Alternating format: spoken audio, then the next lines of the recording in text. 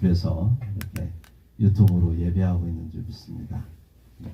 어디 있든지 간에 하나님의 영으로 하나가 되어서 함께 예배 시간에 참여하고 하나님 은혜 받기를 소망합니다. 다 같이 일어나셔서 사도행전 5장 12절에서 16절 말씀을 같이 함께 보도록 하겠습니다. 하나님의 말씀 사도행전 5장 12절에서 16절 말씀 다 들어서 읽도록 하겠습니다.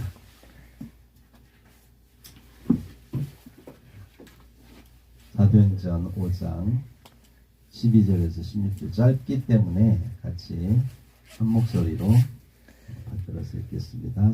사도행전 5장 12절에서 16절 읽겠습니다. 사도들의 손을 통하여 민간의 표적과 기사가 많이 일어나매 믿는 사람이 다 마음을 같이하여 솔로몬 행각에 모이고 그 나머지는 감히 그들과 상종하는 사람이 없으나 백성이 칭송하더라.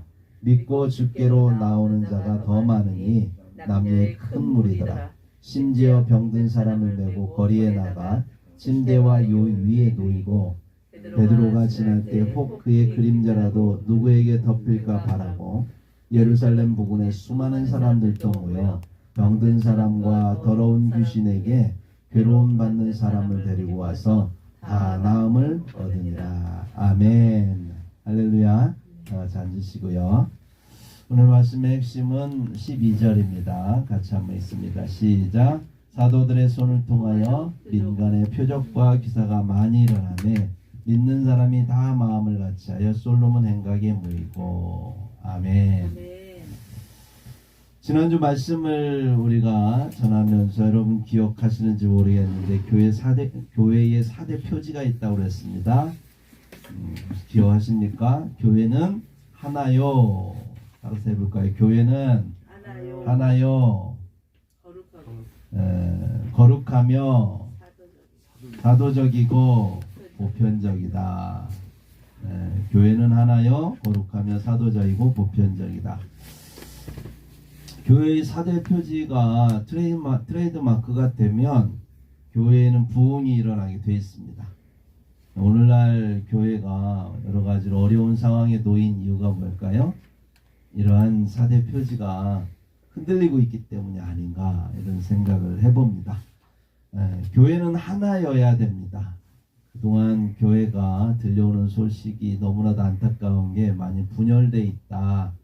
이런 이야기를 들어왔습니다. 코로나가 시작되면서 많은 목소리가 들려오는데 한 목소리보다는 예배를 드려야 되느냐 말아야 되느냐, 목사님은 드려야 된다, 성도들은 아니다, 그래서 막 이렇게 갈등하고, 또 성도들 간에도 드려야 되는 사람들과 안 드려야 되는 사람들 서로 간에 막 분열하고 이런 일들이 많이 있었습니다. 너무나 안타까운 상황인데요. 어쨌거나 교회가 하나 되어야 되는데도 불구하고 분열을 맞이해서 정말 교회가 어려워진 상황이 있었고요.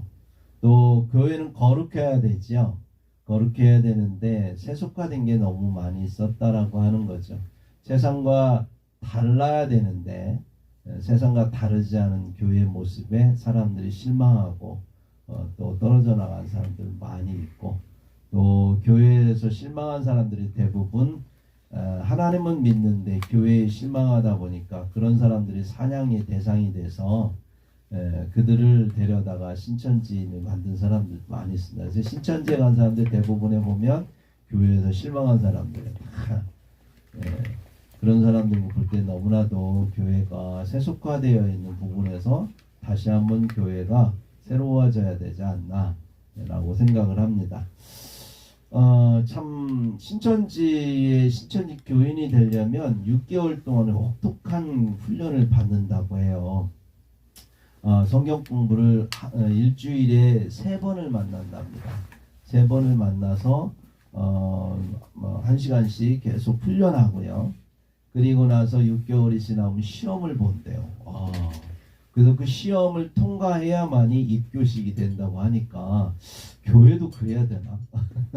굉장히 그 사람들은 이 신앙에 대해서 자기들의 어떤 그 신앙인데 굉장히 자부심을 가져요. 어렵게 통과했기 때문에 그 그걸 통과한 자신에 대한 굉장히 신앙의 자부심이 있죠.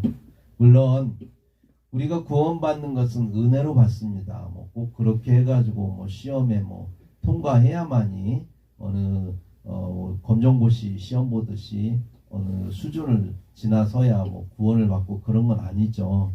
그렇지만 이 성도들이 어떻게 보면 하나님의 말씀을 아는 데 있어서 적극적으로 그렇게 하나님 말씀에 배우고 그리고 훈련받고 그래야 그러한 그 마음이 당당해지고 또 자긍심도 생기고 그리고 확신이 생겨서 복음을 전하는데 굉장히 힘이 있게 되는 거죠. 그런데 그동안 교회가 그런 부분에 대해서 가르침을 주려고 해도 성도들이 받지 않아요.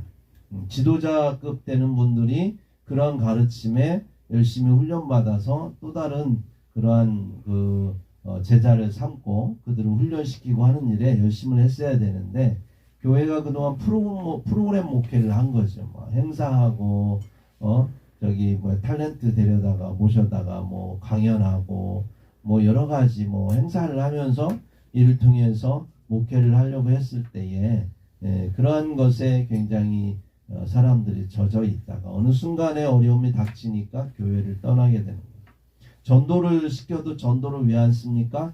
확신이 없으니까. 말씀은 들은 건 있는데 내 마음에 정리된 게 없고 또 그 말씀을 전하려고 하니까 내 마음에 확신이 없다 보니까 전하지 못하는 거예요.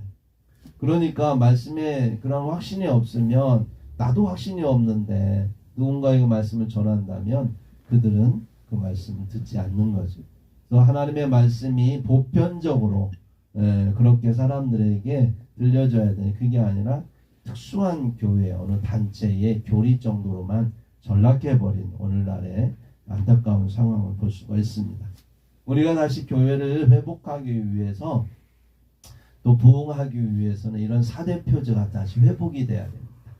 그래서 교회에서는 한 목소리가 나와야 되고 그래서 하나가 돼야 되고 교회는 세상과 달리 거룩해져야 되는 거죠. 어떤 일을 해도 거룩해야 됩니다. 그리고 교회는 말씀 중심으로 하나가 되어서 말씀으로 사도성을 회복해야 되는 거고요. 또 교회는 이 말씀이 진리가 돼서 모든 사람들에게 그 말씀이 인류의 진리가 될 수 있도록 우리가 하나님의 말씀을 전해야 되는 것이죠. 그래서 사람들의 마음 가운데 하나님의 말씀이 진리라고 재인식되어진 역사가 일어나야 교회가 다시 한번 부흥의 물결을 탈 수 있다고 생각을 합니다. 오늘 본문에 나오는 예루살렘 교회의 모습을 우리가 볼 수 있습니다. 예루살렘 교회의 모습은 이러한 4대 표제가 확고하게 토대를 이루고 있는 것을 볼 수가 있어요. 그래서 사도행전 1장 21절 26절의 상황에 보면 하나님께서 사도성을 회복하기 위해서 확고하게 세우기 위해서 먼저 한 일이 뭐냐면 지도자를 세웁니다. 11명의 사도들이 있었는데 그 중에 한 명을 더 채우죠. 마띠아라고 하는 사람을 채워서 12사도를 채웁니다. 왜 12명이냐? 12지파에 대표하기 위해서. 그래서 12사도를 채우고 그들로 하여금 예수님의 부활을 증거하게 합니다. 사도라고 하는 것은 아무나 세우는 게 아니라 예수님의 부활을 경험한 자들이에요. 확신 있는 자들입니다. 그래서 목에 칼이 들어와도 부인할 수 없는 그런 믿음의 증인들로 세우는 게 바로 사도들이죠. 그 사도들이 확신 있게 성도들을 가르치는 거예요. 날마다 모여서 예배하고 가르치는 거예요. 어쩌면 그런 부분에서 신천지인들이 하는 그 모습들이 그런 이 당시의 초대교회의 모습을 닮아 있는지도 모르겠어요. 우리 교회도 마찬가지로 그래야 교회가 성도들이 말씀을 배우고 그 말씀을 훈련받고 하는 것에 열심을 내야 되는 거죠. 그래야만이 교회 안에서 지도자가 생겨날 수 있는 거예요. 바나바와 같이 스데반과 같이 당시에 7 집사들이 생겨날 수 있었던 것은 그러한 사도들의 열정이 있는 가르침과 성도들의 참여가 있었기 때문에 가능했던 것이죠. 그러니까 교회가 성장함에 있어서 하나님의 말씀이 정말 왕성해야 되는 거예요. 교회를 하나님께서 위임시켜 주셨습니다. 사도라고 하는 것은 예수께서 그들에게 가시면서 그들에게 교회의 사도권을 위임시켰어요. 말씀을 위임받은 자들이 사도들이었어요. 그래서 교회에는 그 사도에 대한 그 사도들이 전한 말씀에 대한 그러한 권위가 살아 있었다라고 하는 것입니다. 그래서 오늘날 우리 성도들이 회복해야 될 게 뭐냐면 강단의 회복이에요. 강단에서 외쳐지는 하나님의 말씀, 목회자들을 통해서 들려지는 말씀에 대해서 그 말씀을 신뢰하고 믿고 하나님의 말씀으로 받아들여야 돼요. 근데 오늘날 지적으로 이렇게 수준이 높아지다 보니까 비판하고 그런 부분들을 나름대로 자기의 가치관에 비추어 보고, 그래서 사람들이 어떤 건 받아들이고 어떤 건 받아들이지 않아요. 물론 목회자들이 그런 부분에 노력을 해야 됩니다. 하나님의 말씀에 대해서 정확하게 가르쳐야 되고요. 하나님의 그런 선포된 말씀이 무엇인지 사람들에게 정말 깊이 있는 말씀으로 그들을 훈련시켜야 될 그런 책임이 있습니다. 그래서 성도들 또한 그 말씀을 들을 때에 하나님의 말씀을 들어야지, 목회자 한 사람의 말로 듣게 되면 말씀을 가려듣게 되고, 그러다 보면 말씀이 말씀으로 들리지 않는 거예요. 말씀은 더해도 안 되고 빼도 안 돼요. 하나님 말씀은 그대로 받아들여야 되는 거예요. 근데 내 가치관에 맞지 않는다고 그걸 빼고, 또 어떤 거는 이거는 이런 거야 라고 내 생각에 맞는 대로 판단하고, 이러다 보면 말씀이 말씀으로 들려지지 않는 것이죠. 그래서 이 예루살렘 교회의 모습은 그렇게 하나님의 말씀으로 무장돼 있었고, 그래서 어느 누구도 그 말씀에 대해서 거스르지 않았어요. 그래서 말씀으로 하나가 됐던 교회라고. 그래서 하나됨의 그런 모습은 말씀이 있을 때 하나 되는 거예요.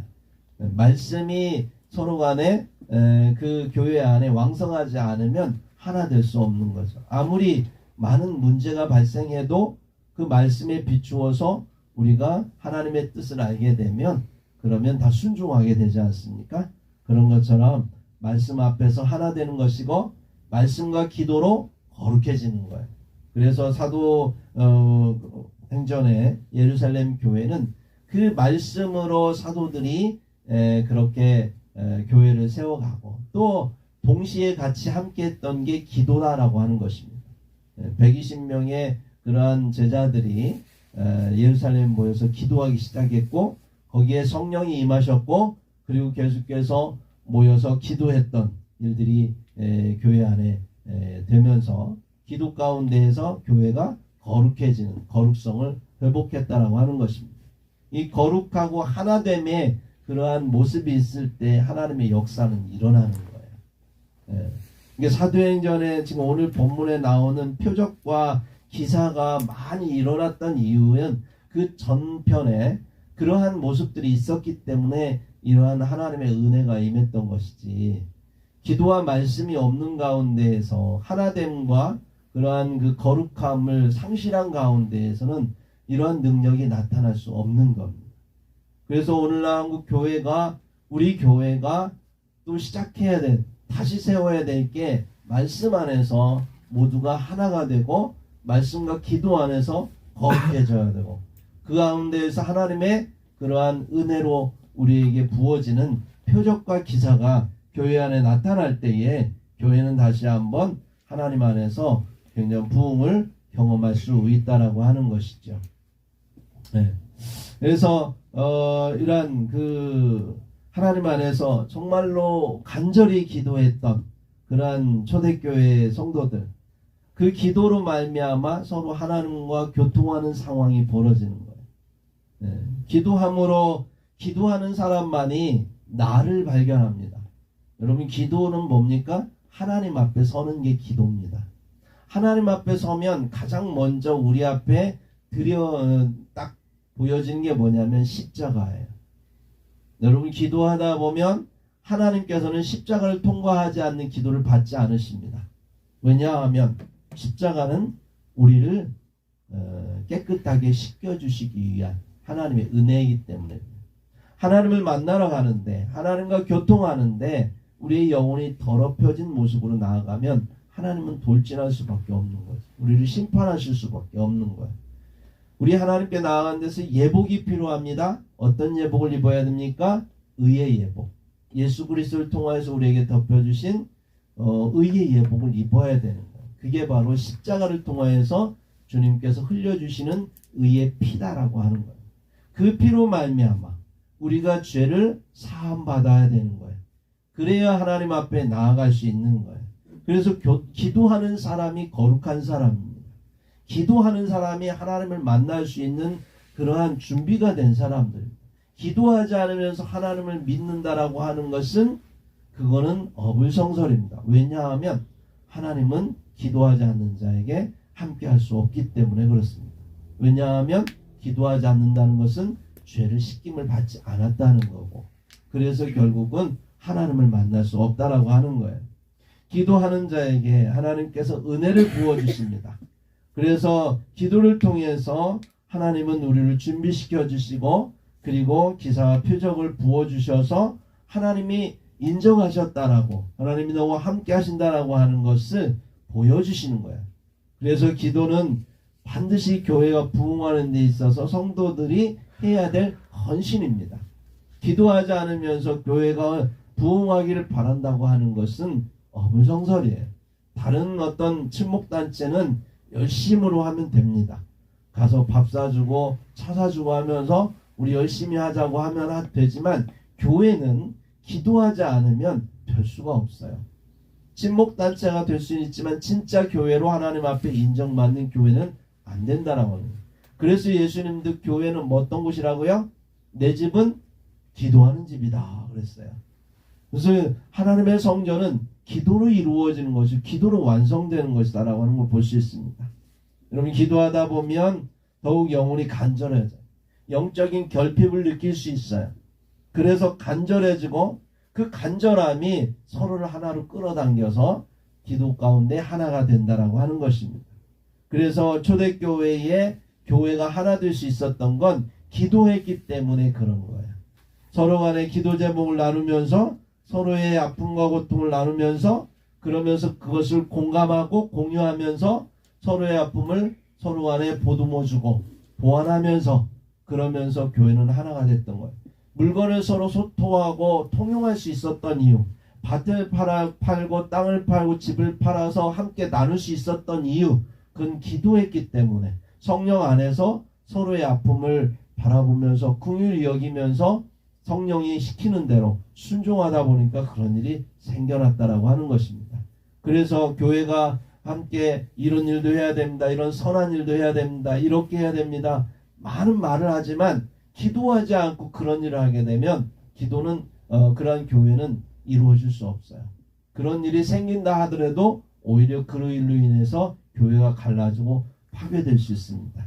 기도하고 그리고 모든 일이 이루어질 때 이 일이 진정으로 하나님 안에서 평화를 이루어낸다라고 하는 거예요. 그런 의미에서 행복한 이번 교회는 두 가지 일을 우리가 계속하고 있습니다. 첫 번째는 말씀 밥상을 늘 하고 있죠. 요즘 우리 신목사님이 진행하시다가 지금 몸이 아프셔가지고 진행을 못하고 계시는데, 하여튼 여러분, 말씀 밥상, 그 다음에 8시 기도회를 하고 있습니다. 우리가 이러한 것을 통해서 함께 교회를 세워나가는 거예요. 그래서 여러분, 같이 함께 참여하는 것이 굉장히 중요합니다. 마음을 다해서 참여하는 것이 굉장히 중요해요. 그래서 초대교회 때는 할 수 있으면 매일 날마다 모여서 기도했다라고 성경은 증언하고 있는 거예요. 참 우리가 80년대에 70년대에 교회가 부흥할 때도 보면 정말 부흥회 할 때에 뭐 새벽부터 밤까지 계속해서 사람들이 와서 같이 모여서 같이 찬양하고 예배하고 같이 먹고 기도하고 이랬던 그런 추억들이 저에겐 있어요. 그때 보면 교회가 막 미어 터질 정도로 사람들이 전도가 되고 했던 그런 때가 있었습니다. 근데 어느 날 기도가 식기 시작했어요, 교회 안에. 그러면서 기도하자고 하면 하지 않고, 말씀 보자고 하면 말씀을 보지 않는 그런 그래서 사람들이 교회에 모이기를 힘쓰지 않는 때가 오면서 교회는 쇠퇴하기 시작한 것을 볼 수가 있습니다. 하여튼 하나님께서는 모이는 곳에 하나님의 역사하신 곳이 있습니다. 여러분 군중심리라는 거 아시죠? 군중심리. 예. 개인이 있을 때는 아무것도 못 느껴요. 근데 이게 군중이 모이면 나도 모르게 그 군중심리에서 나도 그렇게 동화되는 걸 여러분 경험하게 될 겁니다. 여러분 TV를 이렇게 예전에 80년대에 데모할 때 보잖아요. TV로 이렇게 보면 이런 생각들, 왜 저 사람들 저렇게 돌 던지면서 저렇게 데모를 해야 돼? 꼭 저런 식으로 해야 돼? 이런 생각하죠. 근데 그 사람이 현장에 딱 가잖아요. 어느 순간 자기도 돌 던지고 있는 거예요. 왜냐하면 그 군중심리에 왠지 해야 될 것 같은 그 느낌에 그냥 사람들이 동화되는 거죠. 사람들이 모여서 함께하는 거는 엄청난 에너지의 시너지 효과가 생기는 거예요.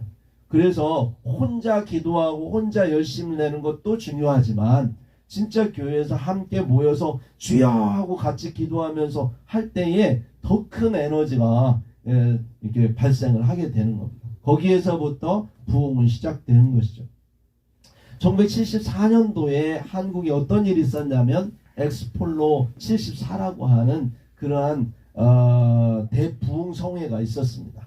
지금은 여의도에 그 광장이 사라졌지만 옛날에는 여의도 광장이 광화문처럼 굉장히 넓은 광장이 있었어요. 거기에 사람들이 몇 명이 모였냐면 136만이 모였습니다. 전국에서. 그때 당시에 기차로 버스로 해가지고 전국에서 136만이 모였다고 경향신문에 이렇게 보도가 될 정도로 수많은 사람들 모였고요. 성가대가 몇 명이었는지 아세요? 1만 명의 성가대. 엄청난 성가대가 모여서 예배를 집도요. 거기에 왔던 그 당시에 세계적인 목사님이 빌리 그레함 목사님이라고 있었고 이 모든 일을 주관하고 시작했던 분이 CCC 그러니까 한국 기독교 대학생 선교회가 있거든요. 그 선교회를 창시한 그러한 대표 목사님이 김중근 목사님인데 그분 돌아가셨는데 그분이 시작을 했던 거예요. 1972년도에 미국 댈러스에서 엑스포 72가 벌어졌는데 거기에 참여했다가 마음에 감동을 받은 거예요. 그래가지고 우리나라도 한번 해봐야 되겠다 해가지고 그리고 이분이 유학에 돌아와서 한국에서 이 일을 시작했던 것이죠. 민족의 가슴마다 그리스도를 심어 이 땅에 성령의 계절이 임하게 하자라고 하는 구호를 가지고 그때 당시 그런 일이 있었어요. 그때에 그 일로 말미암아서 전국에 그때 당시에 기독교인이 650만 정도. 엄청나죠. 655만이 됐다라고 합니다. 그러니까 그 이후에 80년대 하면서 800만, 1000만, 한때는 1200만이라고 할 정도까지 기독교인들이 굉장히 많았던 거죠. 4명 중에 1명은 기독교인이 될 정도로 그렇게 한때는 굉장히 기독교인이 많았어요. 이렇게 될 수 있었던 이유가 그러한 불같은 역사가 일어났던 거죠. 80년대에 제가 대학교 1학년 때 88년도 이때에 어떤 일을 했냐면 제가 그 개척교회 청년회장을 하고 있었죠. 그때 개척교회에서 청년들이 모여가지고 내장산에 갔어요. 내장산에 가서 사람들이 있는 데서 기타 치고 노방전도를 했던 기억이 납니다. 그래서 사람들 가면 전도지 나눠주고 했던 정말로 견딜 수 없는 복음에 대한 열정이 청년 때에 막 어디를 가든지 복음을 전하고 싶었던 그런 마음이 있어요. 근데 저희만 그런 게 아니라 막 수많은 그런 젊은이들이 많은 사람들이 다 그렇게 했었어요. 그리고 그것들에 대해서 사람들이 뭐라고 하지 않았어요. 그냥 당연히 가면서 인정해주고 그랬어요. 요즘에 그랬다면 욕 되게 얻어먹습니다. 왜 이렇게 됐을까요? 교회가? 우리가 하나 되면 잃어버렸던 거예요. 거룩함을 잃어버렸던 거예요.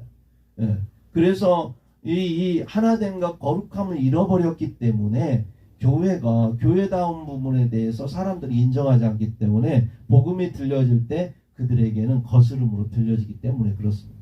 그래서 우리 한국교회가 또 우리 교회가 회복되어야 될 것은 기도와 말씀을 통한 거룩함, 하나됨이 회복되어져야 된다라고 하는 것입니다. 그때 당시에 이제 이러한 예루살렘 교회도 마찬가지로 그렇게 말씀과 기도로 왕성해지고 거룩해지고 하나가 된 교회가 세상을 향해 나갔던 거예요. 그 당시에 지금 분위기는요, 기독교인, 특히 기독교인이라고는 안 불렀죠. 예수당이라고 볼 수밖에 없는, 어떻게 보면 유대교의 입장에서는 이단 사이비와 같은 존재들인 거예요. 그러니까 그런 분들이 나와서 갑자기 예수님의 부활을 전하고 뭐 이렇게 되면 끌려가서 죽임을 당할 수도 있고 감옥에 갈 수도 있고 뭐 이런 상황인데도 불구하고 이렇게 분위기가 굉장히 엄산한 그런 분위기 속에서 이 사람들이 할 수 있었던 이유는 하나님이 함께 하셨기 때문에 그래요. 네. 지금 지난주에 우리가 함께 나눴던 말씀이 아나니아 삽비라 사건이 있었지. 제가 그때 언급한 말씀대로 이 사건이 얼마나 위험한 사건인지, 교회 안에 이 사건 때문에 교회가 뒤집어질 수 있어요. 네.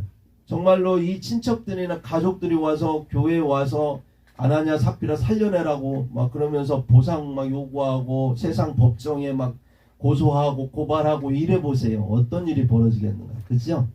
네.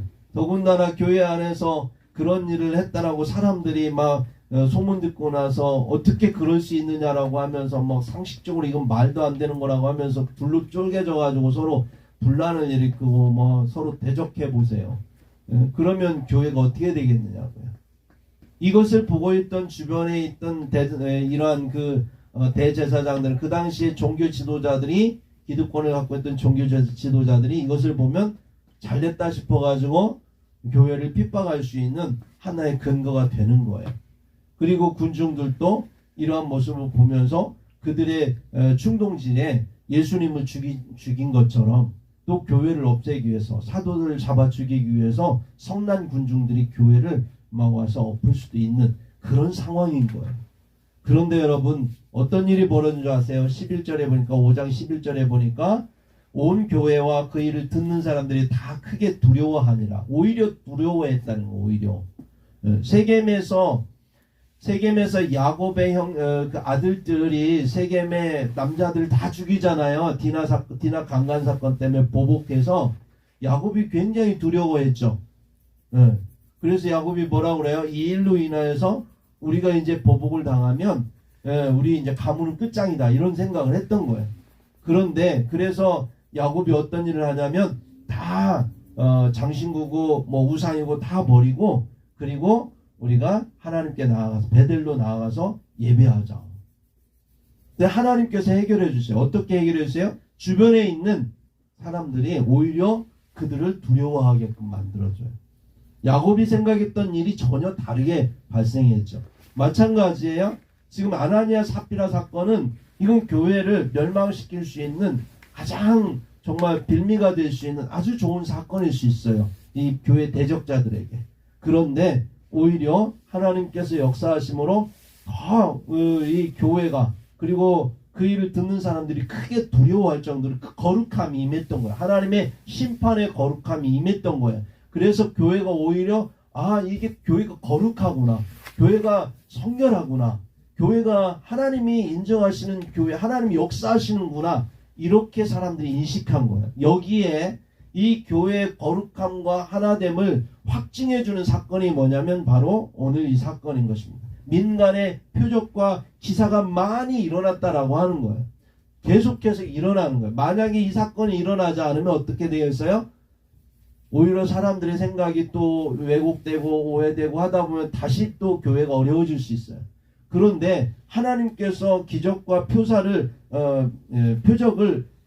많이 일으켜줌으로 인하여서 사람들의 생각이 교회에 하나님이 역사하는구나, 이 교회만이 진짜 유대교가 하나님이 역사하는 교회가 아니라 이 예수가 함께하는 이 교회가 진짜 하나님의 교회구나 라고 하는 것을 알게 되는 거예요. 그래서 사람들이 오히려 대적자의 목소리를 듣지 않고 교회의 목소리를 들으면서, 그러면서 그 대적자들이 그 일이 일어나니까 막 사도들 잡아 죽이려고 하거든요. 그 다음에 이제 다음 주에 나와요. 그런데 누가 이 일을 막습니까? 백성들이 막아주는 거죠.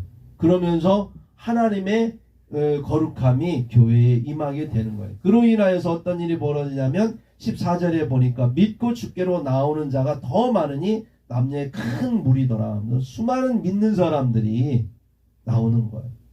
지난번에 제가 말씀드렸죠. 예수를 믿는다라고 하는 것은 우리 사회에서 예수를 믿는 거하고 차원이 달라요. 그 당시에 예수를 믿는다라고 하는 것은 지금도 예루살렘의 이 유대인들에게 있어서는 예수를 믿는다는 것은 가문에서 축출되고 공동체에서 소외되는 그러한 상황이 벌어질 수 있는 거예요. 우리나라 조선시대에 유교를 믿다가 선교사 따라서 교회 다니게 되면 그래서 제사를 폐하고 뭐 이런 일을 하게 되면 박해를 받았잖아요. 그런 일이 벌어질 수 있는 거예요. 그런데도 불구하고 이것을 인정하지 않을 수 없는 게 주 예수 그리스도의 이름으로 일어나 걸어라. 주 예수 그리스도의 이름으로 나음을 받으라. 주 예수 그리스도의 이름으로 눈을 떠라. 막 이렇게 했을 때에 이 현상들이 막 일어나는 거예요. 그래서 얼마나 이 일들이 강력하게 벌어졌으면 주변에 소문이 다 났어요. 그래서 사람들이 막 몰려왔어요. 병자들이 몰려왔어요. 그래서 자기가 걷지도 못하는 사람들, 침대에 누워있는 사람들 막 주변 사람들이 메어 와가지고 쫙 베드로 앞에 사도들 앞에 쫙 놓고 그리고서나 이 병 낫기를 소망했죠. 근데 얼마나 간절했는지 우리가 보면 15절에 보면 베드로가 지날 때 혹 그의 그림자라도 누구에게 덮일까 바라고 이렇게 말해요. 그림자만 덮여도 그 혈루병 여인은 뭐야? 예수님의 옷자락을 만졌잖아요. 예수님의 옷자락만 만져도 혹시 나에게 나음을 입지 않을까.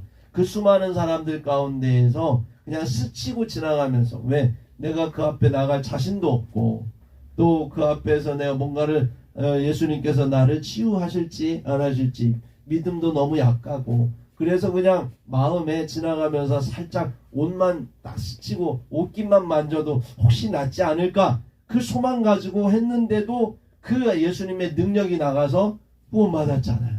그렇듯이 베드로의 그 그림자 옷깃도 아니고 그 그림자 해로 인하여 비춰진 그 그림자만 내게 이렇게 덮여도 내가 혹시 나음을 입지 않을까라는 그런 간절함이 그 당시에 사람들에게 있었던 거죠. 이것이 바로 교회를 부흥시킬 수 있는 하나님의 역사였던 것입니다. 여러분 한참 교회가 부흥할 때는 그런 역사들이 교회 안에 일어나는 것을 볼 수가 있습니다.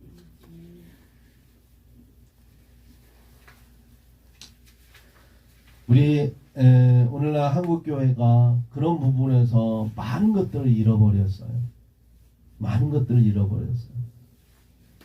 어떻게 하면 사람들에게 교회로 오게 할까? 총동원주의를 하면서 총동원주의를 통해서 어떻게 하면 사람들을 오게 할까 해서 뭐 우리 교회에서 선물 준다고 하면서 거기에 막 몇백만 원, 몇천만 원씩 선물로 선물 공세하면서 어떤 교회는 설탕을 갖다가 막 몇백 개씩 막 쌓아놓고 오면 하나씩 주고 그랬어요. 그래서 그거 받을 요량이 와요. 그래서 뭐 처음에 그 일을 할 때 수많은 사람들이 교회에 몰려들었죠.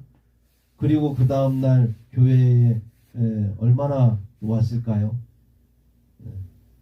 거의 뭐 몇 프로 되지도 않아요.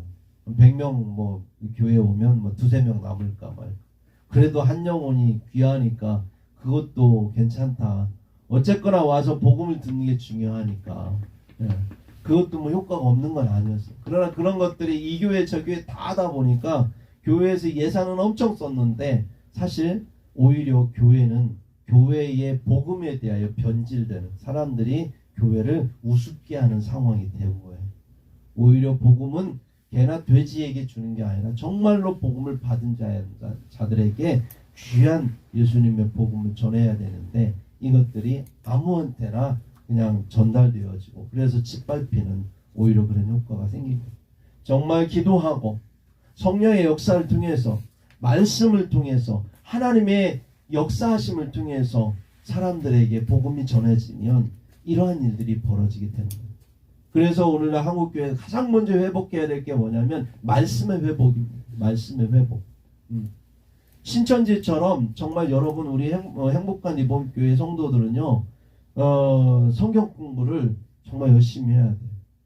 그래서 여러분 시험 보면 그 시험에 적어도 80점 이상은 맞을 정도 돼야 되는 거예요. 그 정도 돼서 이렇게 여러분들이 훈련 받고 그리고 또 제자들을 훈련시키고 그래야 강한 군사가 되는 거지. 어쨌거나 말씀의 회복이 중요하고 또 하나님 앞에 거룩함을 회복하기 위해서 기도하는 것이 굉장히 중요하고 그래서 우리가 하는 일에 대해서 여러분들이 함께 열심히 참여하는 것 굉장히 중요하다 생각을 합니다. 우리 교회가 이뿐만 아니라 하고 있는 물론 이 세상에 필요한 것들을 프로그램에 대해서 우리가 준비를 하고 있어요. 그래서 지금 이제 준비가 다 끝났습니다. 이제 프로그램을 이제 열고 우리 교회가 특히 도서관을 통해서 하고자 하는 사역들이 이제 PET 사역이라 그래가지고 부모 훈련 사역이 있어요. 또 하나는 실버 자서전 준비해 놓고 있습니다. 어르신들에게 자서전을 해주고 또 이제 우리 청년들에게 또 청소년 자서전 또 초등학생들에게는 이제 독서학교 다 준비가 돼 있어요. 그런데 이것이 교회를 부흥시키는 도구가 될 수는 없습니다. 무엇이 교회를 부흥시키냐면 교회는 하나님의 교회이기 때문에 하나님의 성령께서 역사하셔야만 됩니다. 그러기 위해서 우리가 이 일에 기도하고 하나님이 일하실 수 있도록 하나님이 이 사역에 기름 부어주셔야만이 이 사역이 하나님의 도구가 될 수 있는 것이고 교회를 세워나가는 하나의 귀한 도구일 수 있는 것이죠.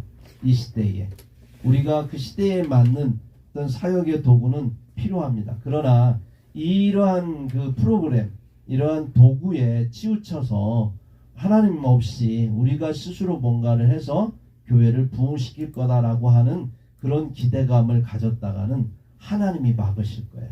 왜냐하면 그렇게 해서 교회가 만약에 부흥하면 하나님의 영광을 받지 않기 때문에 그건 교회가 될 수 없기 때문에 그래서 하나님께서는 철저하게 그런 부분에 대해서 하나님과 동행하기를 원하십니다. 그러므로 우리 행복한 이번교회 성도 모두는 이러한 부분에 대해서 우리가 교회의 4대 표지인 이런 4가지를 회복시켜야 됩니다. 첫 번째가 뭐라고요? 교회는 하나라고 했습니다. 우리가 하나 되어서 어떤 일을 하든 우리가 기도할 때에도 하나가 돼서 기도해야 돼. 누구는 기도하고 누구는 안 하고 이래갖고는 교회가 안 되는 거예요. 그래서 함께 기도하는 게 굉장히 중요합니다. 요즘에 정말로 안타까운 것은 코로나로 인해서 함께 예배하고 함께 기도하는 시간이 너무 줄어들었어요. 코로나가 없을 때는 뭐 수요일 날도 예배하고 금요일 날도 모여오고 그러니까 습관적으로 교회에 오는 것이 아주 습관화되어 있는 그러한 상황이었습니다. 뭐 새벽 기도도 막 오고 그래서 교회가 중심이 돼서 신앙생활을 했는데 이 코로나가 딱 퍼지면서 이제는 뭐 일주일에 한 번 교회에 오는 것 이거 하나만으로 이제 내가 신앙생활에 만족해야만 되는 상황이 돼버렸고 또 다 나머지 시간에 대해서는 자기 시간이 돼버린 거예요. 그러다 보니까 이러한 기도와 말씀이 너무나 적어졌고 그래서 교회가 굉장히 힘들어지는 거죠. 물론 뭐 특수한 상황이기 때문에 인정합니다. 그러나 그렇다고 해서 우리가 원래의 교회의 부흥에 대한 어떤 그런 모습들이 무엇이 필요한지 이런 것들을 잊어버리게 되면 안 된다라고 합니다. 그래서 교회는 하나 되어야 됩니다. 행복한 이번 교회가 여러분의 교회, 우리 예수님의 교회를 우리가 지체가 되어서 예수님의 명령대로 하나가 되기 위해서는 함께 말씀에 동참하셔야 돼요. 그래서 수요일날 우리가 하는 그 말씀, 그 금요일날 하는 말씀, 매일 동안 우리가 또 먹는 말씀 밥상 함께 동참하시고 여러분들이 성장해서 하나님의 군대가 될 때 교회는 세워지는 거예요. 교회는 여러분이 먼저 세워져야 돼요. 예수님의 하나님의 나라가 여러분 안에 먼저 세워져야 되는 거예요.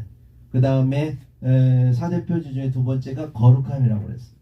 거룩함을 우리가 회복하기 위해서는 함께 기도하는 시간들이 필요하다. 늘 하나님 안에서 십자가 앞에 우리가 서는 그런 모습으로 거룩함을 회복할 때 하나님은 우리의 삶을 통하여 일하십니다. 우리가 기도할 때 우리 안에 역사가 일어날 거예요. 우리 우준이가 건강해지고 우리 또 다음 아이들이 또 건강하게 무럭무럭 잘 자라고 지혜롭게 자라게 되고 하나님과 사람에게 사랑스러워가는 일들이 벌어지게 될 것입니다. 이러한 일들이 소문이 나게 되면 또 많은 또 하나님 앞에 은혜를 받고자 하는 사람들이 교회 안에 몰려들게 되는 것이죠. 그래서 우리가 하나님의 은혜를 받을 준비가 먼저 돼 있어야 되는 거예요. 그러기 위해서는 사도성이 사도적이어야 되는 사도적인 사도성이 교회 안에 회복되어야 돼. 그건 뭐냐? 목회자를 통하여서 위임받은 이 목회자를 통해서 들려지는 하나님의 말씀에 대해서 그 말씀을 인정하고 그 말씀에 순종하는 것, 하나님의 그 권위, 하나님이 부어주신 말씀의 권위에 순종하는 일이 벌어져야 되는 거예요.